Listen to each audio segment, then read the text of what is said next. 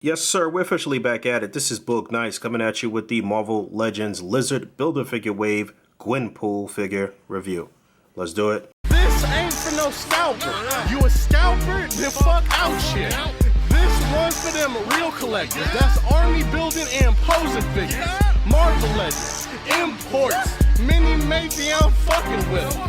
Hype beast, we know about you. Stay buying figs, don't know about it. Alright, taking a look at Gwenpool out of the package. This is the final regular figure in this wave. Surprisingly, she is 2 per case. I ordered a case of 7, so I didn't get the extra Gwenpool. I was actually going to give her away, but I didn't realize that I only ordered 7. But at some point, maybe I'll still do a little giveaway on the channel and give away 1. But yes, I believe she is 2 per case.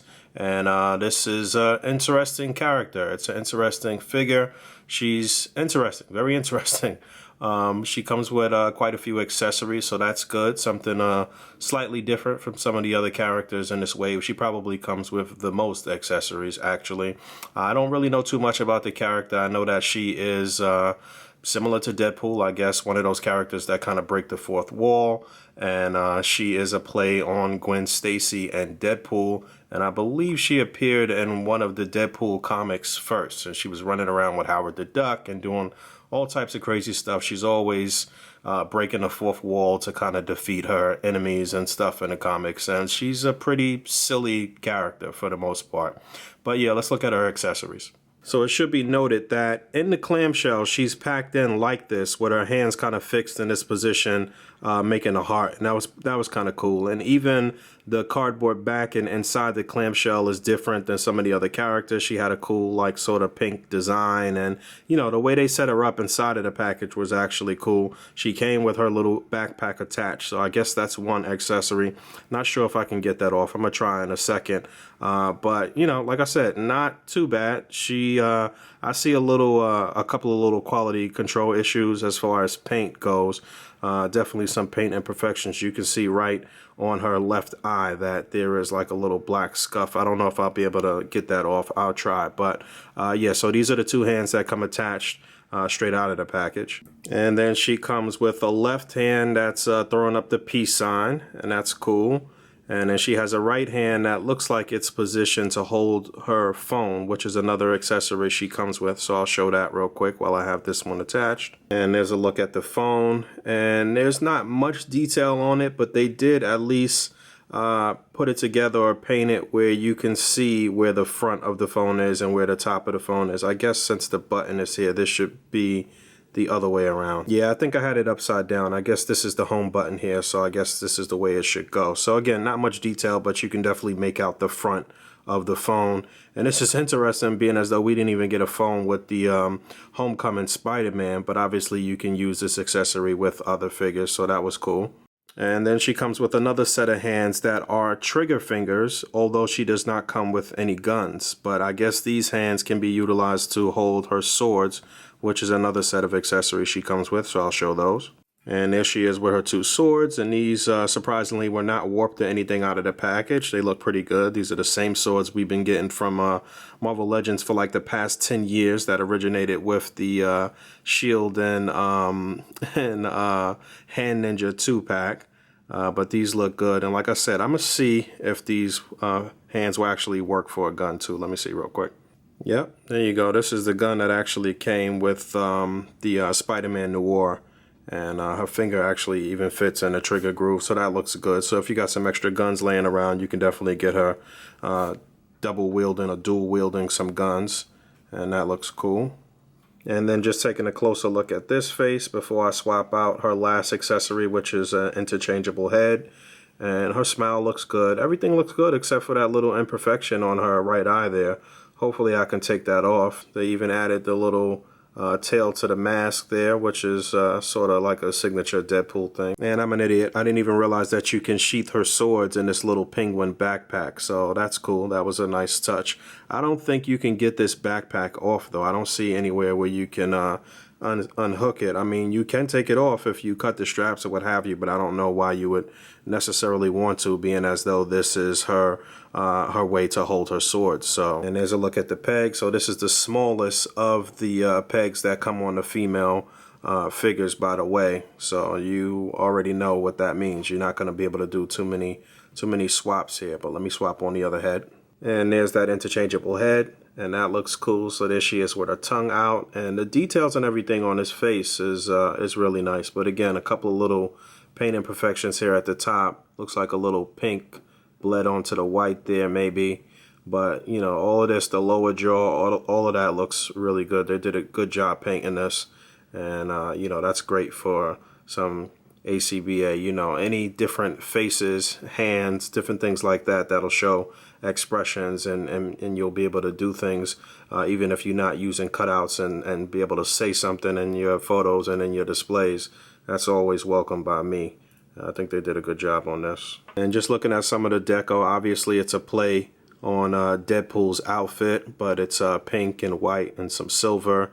And this little pouch here is a separate piece, so if you customize and you wanted to take that off and use it for something, I suppose you could. And you can see the shin guards down here and the straps, so at least they did that kind of through and through. It looks like the straps are across the front and going around here, and looks like she's got on long socks, and she's got the pink sneakers, and you can see the laces, and she's got a couple of treads, some treads at the bottom, and some peg holes there. I hate that Hasbro keeps doing this. I forgot who mentioned that recently too, but I hate that they keep putting this on the back of the legs here. Yeah, her design looks good. Like I said, aside from some paint imperfections, you can even see some pink bleeding through here on the white, right by the bend of the elbow as well. Now, in terms of articulation, if you're familiar with the smallest female bucks that Hasbro puts out, then you should pretty much know what's going on here. But let me take out these swords so you can see. The head is on the ball joint. It'll look down actually pretty far, and she will look up really far too. It gotta kind of push it on there though, so it looks right. But yeah, she'll look up pretty far. And you know, I haven't been actually turning any of the heads on these reviews left to right, but they all turn left to right, and she'll get some pivot, and that works really well with this particular expression with the tongue out too. So that's cool. Shoulders on the ball joint, they'll go up all the way up pretty far, full 360. No upper bicep swivel, unfortunate. Single jointed elbow that will rotate. You get a swivel and a hinge on the wrist. You know what? I wonder if you could actually pull off these wrist guards. No, it looks like they're fixed. So no, the wrist guards don't come off, but same thing on both sides as far as the arms go.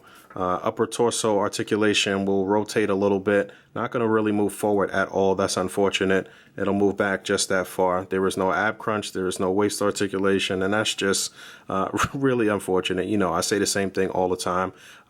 T-joint at the pelvis here. You get this kind of double ball peg down here. The leg will come up just about that far. I guess you could kind of rotate it on this joint here. But yeah, that's unfortunate too. I wish her legs went up more. Upper thigh swivel, double jointed knee.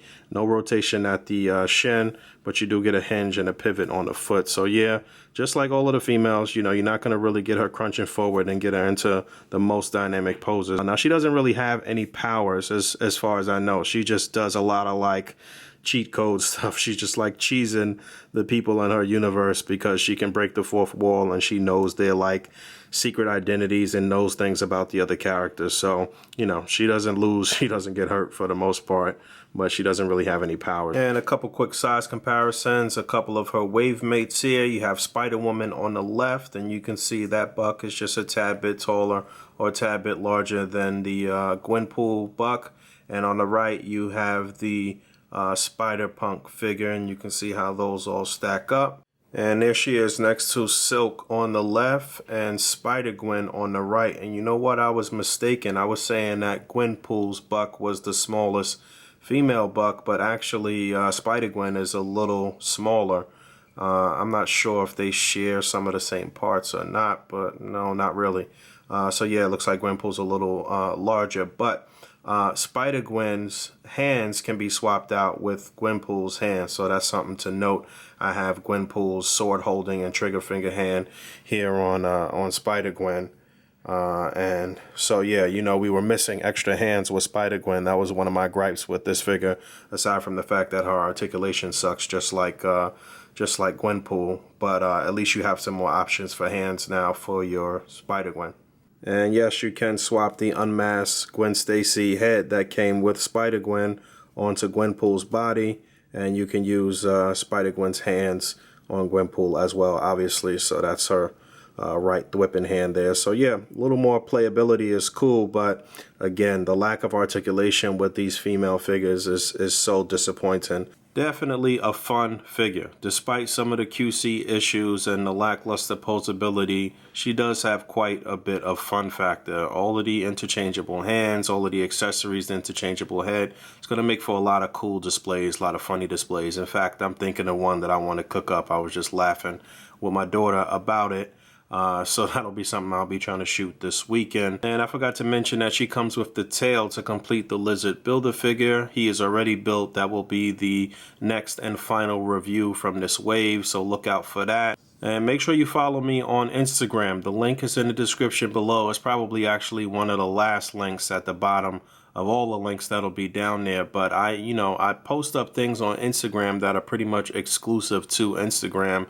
And there are things that I don't necessarily share in a review, and just to kind of keep the Instagram fresh. So if you have an IG account, you should definitely follow me there. I posted up some stuff from the figures from this wave that I've already reviewed, and you should probably check that out. All right.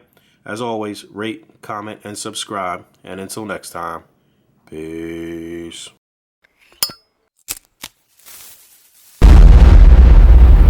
That's crispy. Oh wow, you can actually holster her cell phone here in these little pouches as well. I didn't realize that. Pretty cool. Alright, stay tuned for the Lizard Build-A-Figure review.